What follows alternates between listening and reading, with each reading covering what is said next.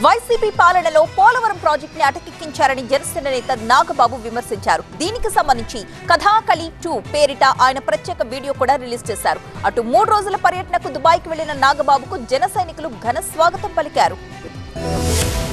ఆంధ్రప్రదేశ్ రాష్ట్రానికి సాగు తాగునీటితో పాటు వేల కోట్ల ఆదాయ వనరులు అందించే అక్షయపాత్ర వంటి పోలవరం ప్రాజెక్ట్ ని ప్రభుత్వం గాలికి వదిలేసిందని నాగబాబు విమర్శించారు. జనసేన పార్టీ అధికార ప్రతినిధి వేములపాటి అజయ్ కుమార్ మధ్య జరిగిన సంభాషణతో వీడియో విడుదల చేశారు నాగబాబు. ఈ సందర్భంగా పోలవరం ప్రాజెక్టు పూర్తి చేయకుండా ఏపీ భవిష్యత్తును అంధకారంలోకి నెట్టేశారని ఆరోపించారు. వైసీపీ ప్రభుత్వంలో పోలవరం పనులు జరగవని ఆగిపోయినట్టేనని చాలా బాధగా ఉందన్నారు. పోలవరం పూర్తయితే 3 పంటలు పండుతాయని, 1,00,000 కోట్ల రూపాయల ఆదాయం వస్తుందని, కానీ ఇప్పుడు పూర్తయ్యే పరిస్థితే లేదని ఆవేదన వ్యక్తం చేశారు. నీతి నిజాయితీ రైతుల పట్ల ప్రేమ ఉన్న నాయకుడు పవన్ కళ్యాణ్ నాయకత్వంలో పోలవరం కడతానని ప్రజలు ఆనందంగా ఉంటారని వేములపాటి అజయ్ కుమార్ ధీమా వ్యక్తం చేశారు. ఇక మరోవైపు 3 రోజుల పర్యటనలో భాగంగా దుబాయ్ వెళ్లారు నాగబాబు. దుబాయ్ ఎయిర్పోర్ట్ లో నాగబాబుకు ఘన స్వాగతం లభించింది. దుబాయ్ పర్యటనలో భాగంగా నేటి నుండి 28వ తేదీ వరకు దుబాయ్ వేదికగా జరగనున్న సమావేశాల్లో ముఖ్య అతిథిగా పాల్గొనున్నారు.